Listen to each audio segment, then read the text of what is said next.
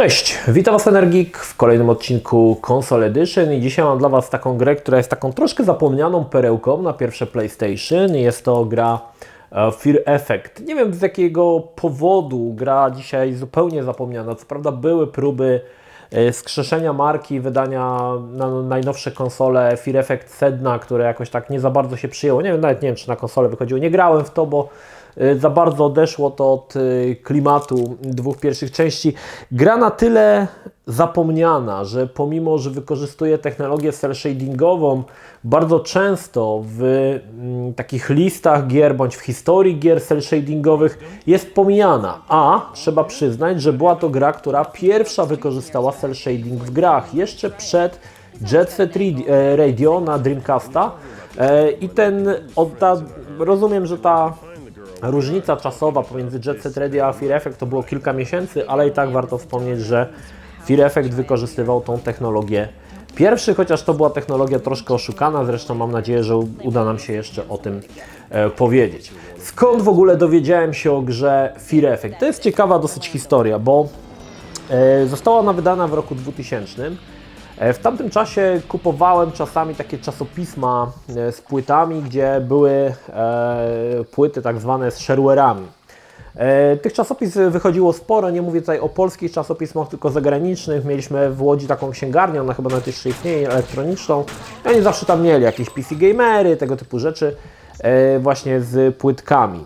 I na jednej takiej płytce, bo zazwyczaj jak kupowałem takie czasopismo z taką właśnie płytką, to ja tą płytkę przekopywałem od początku do końca, żeby znaleźć tam coś, co może się na przykład nagrało, a nie było napisane. Zawsze miałem takie, albo na przykład powyciągać sobie filmy, zawsze mnie to też interesowało. I wtedy znalazłem informację, znalazłem trailer, który, on chyba nawet był opisany na płycie, to on nie był jakoś specjalnie zakopany. Nie wiem dlaczego to się tam pojawiło, czy gra na początku miała być wydawana w wersji też PC-owej, ciężko mi powiedzieć. Natomiast był trailer Fear Effect. No i te trailery w tamtym czasie, to musicie pamiętać, że one były w wielkości tam 320 na 240, czyli znaczka pocztowego. Ale pamiętam, że pierwszy raz, gdy zobaczyłem, to mówię, jak to jest fajnie zrobione, kurde, przecież ta grafika wygląda jak komiks. Oczywiście chodziło mi o cel shading. Później oczywiście spopularyzuje to Jet Set Radio, ale w tamtym czasie obejrzałem ten trailer pierwszy raz, ponieważ byłem ogólnie z grami na PlayStation i samą konsolą na bakier, ponieważ miałem wtedy PC-ta, więc same konsole PlayStation nie za bardzo mnie to interesowało. Natomiast ten Fear Effect zachwycił mnie estetyką wykonania i no ja wtedy myślałem, że to wyjdzie na PC-ta, tak? Także nawet tam jakoś śledziłem te informacje, czy to wyjdzie na PC-ta, czy nie. Nie wiem, czy to zostało anulowane, czy to było po prostu przez przypadek ten trailer się znalazł. Ciężko mi powiedzieć. No w każdym razie gra została wydana tylko i wyłącznie na PlayStation, no i była ekskluzywem na tą konsolę. I co warto wspomnieć o Fear Effect, to to, że gra jest survival horrorem, jednakże najbardziej znany survival horror, na przykład Resident Evil, wbrew pozorom Fear Effect ma wiele fajniejszych bądź bardziej dopracowanych mechanik niż Resident Evil i jest bardziej, można powiedzieć, że nawet jest bardziej zaawansowany, o czym za chwilkę powiem. W grze gramy naprzemiennie trzema najemnikami, jest to Glass, Dick i Hannah. Dwóch facetów, jedna dziewczyna, ta dziewczyna chyba najbardziej taka niezapomniana, bo w sumie nawet jak na czasy PlayStation była całkiem ładnie zrobiona i faktycznie kiedy chodziła w stroju kąpielowym, nawet dzisiaj mówię, tak może nie podziwiałem jej uroku, wyglądu, ale byłem zdziwiony, jak dobrze ta postać została wykonana nawet na czasy PlayStation. I tutaj mamy trójkę tak naprawdę antybohaterów. Fabuła dotyczy tego, że córka szefa jakiejś japońskiej triady, czy tam chińskiej triady, nie wiem, chińska triada jest chyba, została porwana. No i oni starają się ją odnaleźć, jednakże nie chcą ją odnaleźć po to, żeby zwrócić ją ojcu, ale po to, żeby sami ją porwać i za nią dostać okup. Rzecz dzieje się troszkę w niedalekiej przyszłości i to, co na początku zachwyca, dużo będę o tych technikaliach mówił i tak porównywał z PlayStation. Pierwsze co odpalasz tą grę i widzisz to intro, tam jest ten cel shading, to wszystko jest fajnie wykonane, faktycznie bardzo fajnie wygląda. Natomiast kiedy zaczynasz grać, Pierwsza rzecz, która jest niesamowita, to to, że pomimo, że tła są prerenderowane jak w Resident Evil, tutaj tła są ruchome. Ogólnie w grach survival horror były dwie szkoły. Pierwsza to była szkoła Resident Evil, czyli nieruchome, statyczne tła w postaci obrazka, po których poruszała się trójwymiarowa postać, bądź szkoła Silent Hilla, czyli wszystko było zrobione na 3D, wtedy kamera mogła sobie obkrążać, robić różne najazdy, nie było problemu. W Rezydencie ta kamera musiała być statyczna. No i była jeszcze trzecia szkoła, która dopiero pojawi się wraz z drugą częścią Onimuszy chyba, czyli prerenderowane tła, ale animowane i trójwymiarowe postacie. Jednakże Onimusha 2 nie była pierwszą grą, która to wprowadziła. Pierwszą grą był właśnie Fear Effect. Zastosowano tutaj technologię, która się nazywa Motion Effects. Nie wiem, czy ta technologia to była jakaś ich nazwa własna, czy nie. Studio, które wydało tą grę, studio Kronos, oni chyba za wiele rzeczy nie wydali, są zupełnie dzisiaj, nie wiem, tych studio chyba już nie istnieją, to nie sądzę, bo ja ją kojarzę tylko z Fear Effect, nie wiem, czy oni jeszcze tam coś wydali ciekawego, znaczy stworzyli ciekawego, gra została wydana przez Eidos. I czym był Motion Effects? No to był ten sam temat, co w Onimuszy. Każde tło w grze było animowane. To była zapętlona animacja, ale nie było tła, które było statyczne, które by się składało z jednego nieruchomego obrazka. Tam zawsze coś się działo. A to migały neony, a to jakieś tam dymy się pojawiały.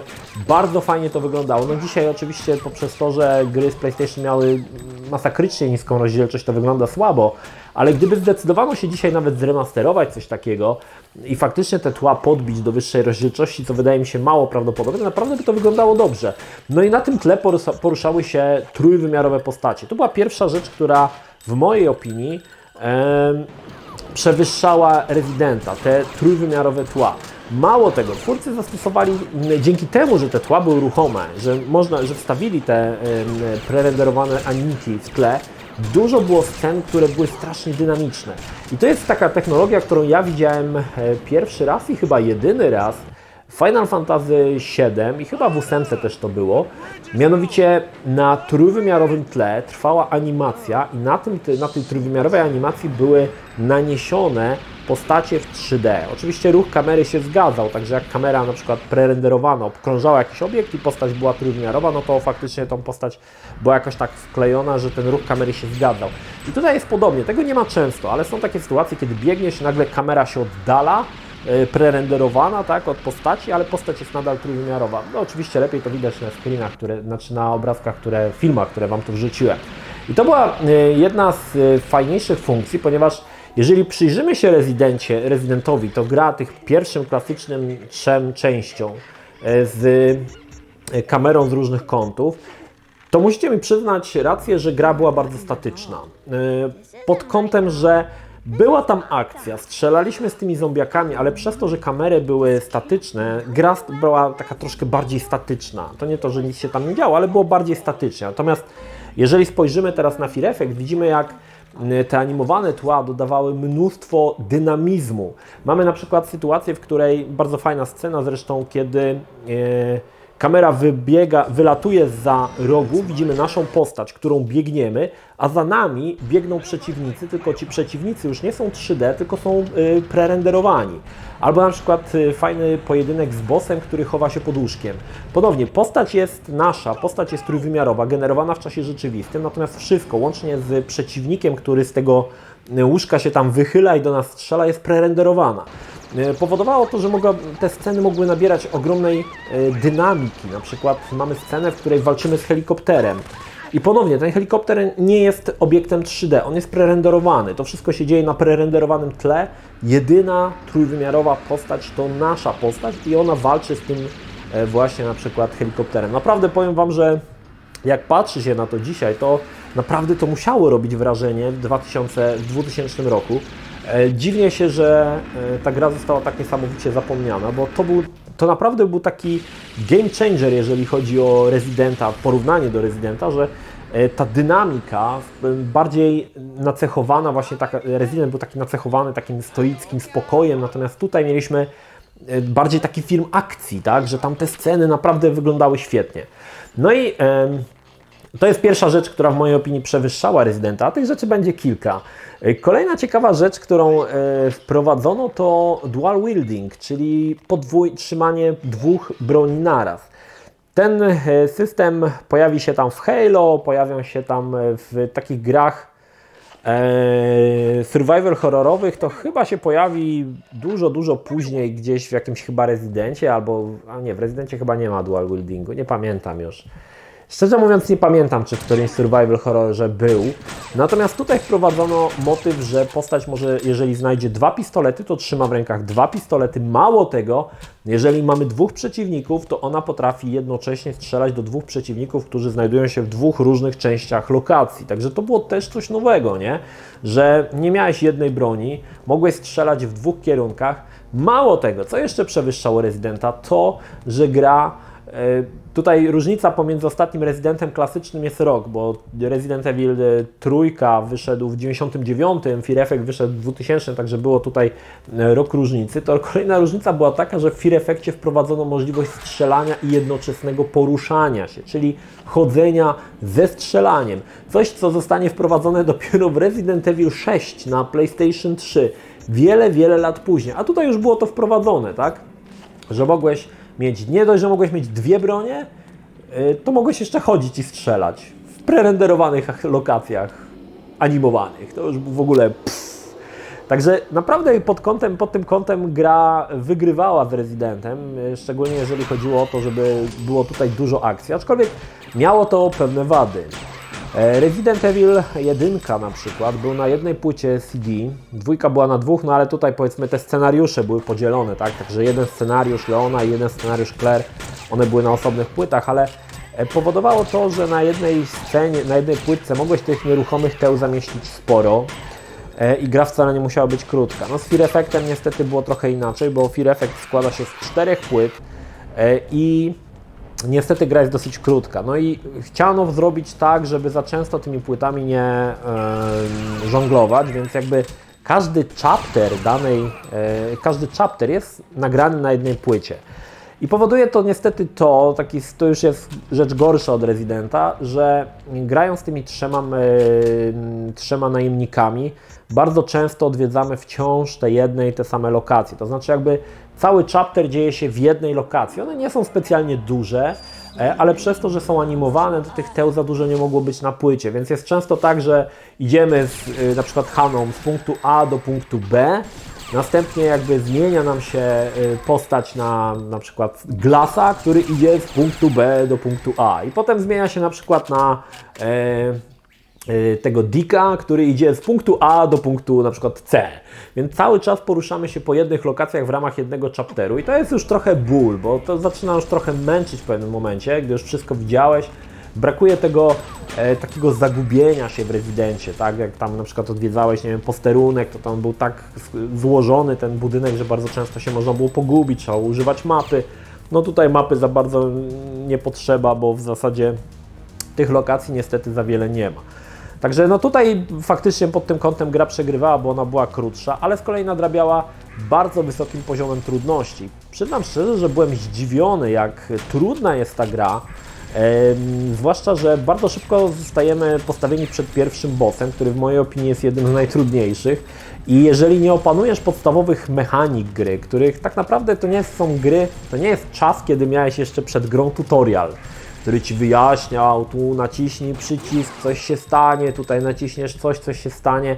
To jest jeszcze ten czas, kiedy gry nie miały tutoriala i musiałeś albo wyczytać z manuala, albo metodą prób i błędów wszystko ogarnąć. I pierwszy z bossów, który walczymy w takiej dość niewielkiej lokacji, jest totalnym killerem. Potrafi nas zabić w kilka chwil.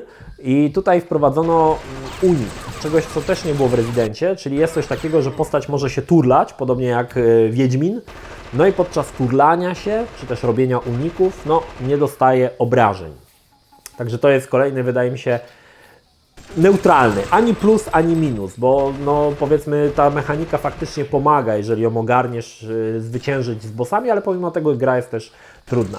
Na pewno to, co Fear Effect też przegrywa z Residentem, to poziom zagadek. Zagadki są dość proste, chociaż trzeba przyznać, że czasami są mocno pomysłowe, ale są mocno niestety nielogiczne i często są tak zrobione całkowicie z dupy, że jak się tak zastanowić nad tym głębiej, to zadajesz sobie pytanie, dlaczego? Dlaczego ta zagadka jest tak absurdalnie nielogiczna? Podam Wam przykład.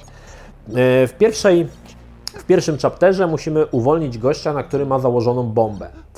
I ma założoną bombę i ma różnokolorowe takie druciki do tej bomby przyczepione, no i musisz odgadnąć, które po kolei te druty trzeba wyłączyć w 3 kolorach, żeby zgasły takie 3 lampki, no i wtedy bomba zostanie jakby unieruchomiona, tak, wyłączona. No i pytanie, skąd masz wiedzieć to, że akurat masz użyć tych 3, w jakiej kolejności musisz użyć tych 3 kolorów? Ano dlatego, że kilka lokacji wcześniej na budynku jest jakby jakieś urządzenie, neon, który miga właśnie w tych kolorach. Jakie to ma związek z gościem, któremu założono na plecy bombę? Nie mam zielonego pojęcia.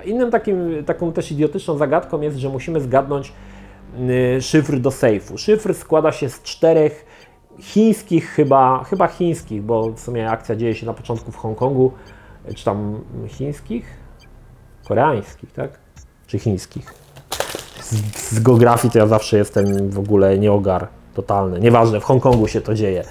I tam mamy taką sytuację, że mamy 4 znaki japońskie, które musimy wprowadzić, tak?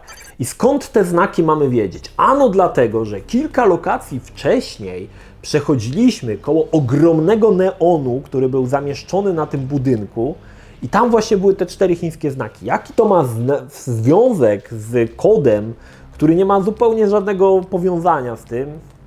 Nie wiadomo. Także takich zagadek jest sporo, które zupełnie nie wiążą się z czymś logicznym, tak? Są to po prostu zagadki typu wskazówkę znajdziesz, nie wiem, musisz otworzyć drzwi od biblioteki, ale wskazówkę znajdziesz na drzwiach od kibla w McDonaldzie, nie? To jest właśnie taka zagadka w stylu Fear Effecta. I to trochę jest tak, że czasem nie za bardzo wiadomo, co zrobić, bo te zagadki są tak miejscami niepowiązane z niczym, że no zaczyna się dlaczego, tak? Pierwsze to po prostu what the fuck, kto w ogóle na to wpadł. I to jest też, wydaje mi się, dosyć słabe rozwiązanie i też takie... Do tego dochodzą jeszcze, ponieważ gra jest troszkę bardziej dynamiczna, wprowadzono elementy zręcznościowe. W Rezydencie takich elementów zręcznościowych nie było, tutaj wprowadzono. Polega to na tym, żeby przejść szybko jakiś na przykład pattern laserów czy tego typu rzeczy i tutaj niestety też to zostało zrobione źle. Ogólnie sterowanie w Resident to jest tak zwane sterowanie typu tank, czyli czołg, że jak naciśniesz przód, to postać zawsze idzie do przodu, tak? Czy tam do góry, to postać idzie zawsze do przodu, niezależnie od tego, jak kamera jest ustawiona. I tutaj jest podobnie to zrobione, ale to sterowanie jest jakieś takie bardziej siermiężne i bardzo często giniemy przez to, że nie potrafimy ogarnąć tego sterowania. Ja przynajmniej miałem takie sytuacje, że bardzo często ginąłem, bo nie mogłem ogarnąć sterowania i też pomimo, że to sterowanie jest bardzo podobne w Rezydencie, jest mniej jakieś takie intuicyjne. Jakoś coś tu nie gra. Nie wiadomo co, ale tak podskórnie czujesz, że coś tu nie gra. Inną rzeczą, którą starano się tutaj w pewien sposób ułatwić, jest to cały ekwipunek. I jest on zrobiony dosyć dziwnie, bo grając na PlayStation mamy od razu dostęp do ekwipunku bez wchodzenia jakby do ekranu ekwipunku, tak jak było w Rezydencie. Tutaj mamy wszystko w czasie rzeczywistym. Kwadrat i kółko zmieniają nam poszczególne elementy ekwipunku. I mam tutaj problem z tym taki, że wszystko jest wymieszane w jednym kotle, ponieważ wszystko jest w jednym ekwipunku, więc jeżeli jest sytuacja taka, że walczysz z jakimś bossem i kończy Ci się amunicja i chciałbyś przerzucić na przykład na inną broń, do której amunicję masz, to musisz tym kółkiem klikać, aż Ci się pojawi ikonka odpowiedniej broni, która Cię interesuje. Bardzo często jest tak, że musisz przeklikać się przez całą kieszeń, żeby znaleźć tą broń, a czasami jest po prostu, że będzie zaraz naciśniesz raz i będzie, tak? Także to jest też, wydaje mi się, dosyć słabo rozwiązane i faktycznie ten brak tego ekranu ekwipunku powoduje, że bardzo często giniemy z tego powodu, że albo przeklikamy za daleko, albo nie zdążymy przeklikać i nasz nieprzyjaciel niestety nas skosi. Dziwnie też rozwiązano sprawę energii. W Rezydentach były oczywiście roślinki, tutaj jakby roślinek nie ma, tutaj energia jakby odzyskuje się albo jak zabijemy kogoś po cichu, zaraz o tym powiem, bo to jest kolejna fajna rzecz, albo jak rozwiązujemy zagadki, wtedy nam się energia odnawia. Wracając jeszcze na chwilę do tej amunicji. Kiedyś jak grałem w Fear Effecta, popełniłem jeden błąd i byłem w pewnej lokacji, gdzie miałem 2 naboje, wokół było pełno przeciwników i w tej lokacji jest save. Ja wtedy zasejwowałem na tym jednym save'ie, który zawsze nagrywam i już w zasadzie gry nie dało się przejść. Trzeba było ją przejść od nowa, bądź rozpocząć cały chapter od nowa, ponieważ 2 naboje, nie mogłeś ani nikogo jeszcze miałem energię na czerwonym EKG, czyli taką już jeden strzał i giniesz. I słuchajcie, grając dzisiaj, kilka dni temu popełniłem dokładnie ten sam błąd.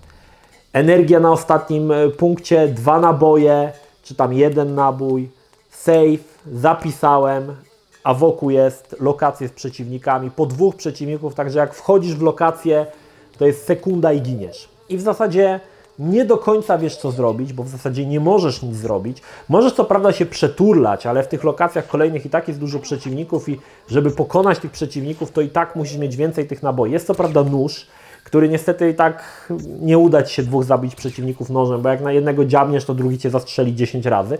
I to powodowało, że musiałem cały chapter rozpocząć od nowa. Także mocno nieprzemyślane elementy tutaj są, jeżeli chodzi, że można się w taki sposób zablokować i mi się udało zablokować 2 razy, co jest w ogóle absurdem. Drugi chapter, w którym walczymy z zombiakami, który dzieje się na jakichś takich bagnach, jest bardzo taki mylący, ponieważ tych zombie jest dużo, więc na początku zaczynasz strzelać do nich na lewo i prawo, zabijać ich, oni jeszcze czasami wstają jeszcze raz, także tracisz na nich mnóstwo amunicji i bardzo szybko Ci tej amunicji brakuje.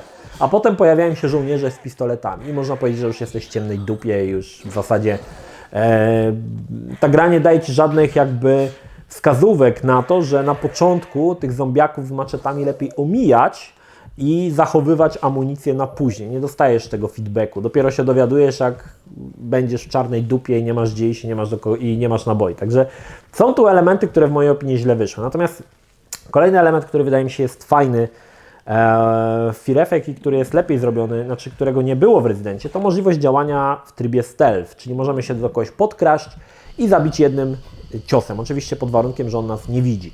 I to jest też fajna rzecz, to jest trochę taki, można powiedzieć, Splinter Cell, trochę może Metal Gear Solid, ale to jest fajnie zrobione, że nie musimy na klatę przyjmować naboi, ale możemy podkraść się do kogoś i kogoś zadziabać. Także też wydaje mi się, że to jest plus nad taki plusik, który przewyższa serię Residenta. Także uważam, że ogólnie gra jest całkiem udana. Ja przyznam szczerze, że grałem gdzieś koło premiery, może troszkę po musiałem grać na emulatorze wtedy to grałem na jedynym emulatorze jaki był, to był Blim.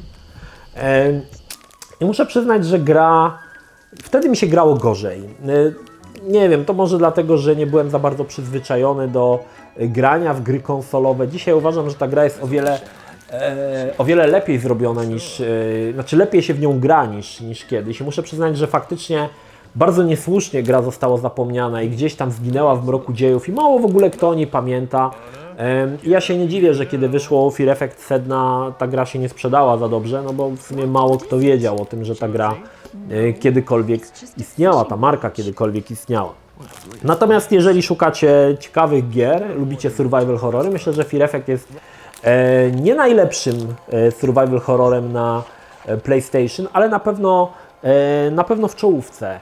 Przez to, że są te trójwymiarowe tła, przez to, że dodano, nie wiem, możliwość strzelania z 2 pistoletów, że możesz chodzić i strzelać, że możesz działać po cichu. Tych elementów, które zostały dopracowane lepiej niż w Rezydencie jest naprawdę dużo i myślę, że nawet przez to warto z grą się zapoznać. Do tego dochodzi całkiem niezła fabuła. Historia jest całkiem niezła. Znaczy, nie ma tutaj aż tak głupich dialogów, jak na przykład w Rezydencie 1, aczkolwiek czasami od cringe'u zęby zgrzytają, ale nie jest to aż tak nagminne. No i oczywiście ta filmowość całej tej rozgrywki. Naprawdę ta gra jest niesamowicie filmowa. Jeśli miałbym przyrównać w Rezydentach, to jest tak jakby przyrównać Rezydenta 1, który był mocno statyczny, do 6, która ociekał wręcz akcją. Tak jest Fear Effect, czyli na przykład przyrównując do Rezydenta, to 1 to jest Resident 1, a Fear Effect to jest Resident Evil 6, tak można by powiedzieć. Takie trochę zakapućkałem się z tym porównaniem, ale mam nadzieję, że wiecie o co chodzi. Także Warto poznać, bo jest to naprawdę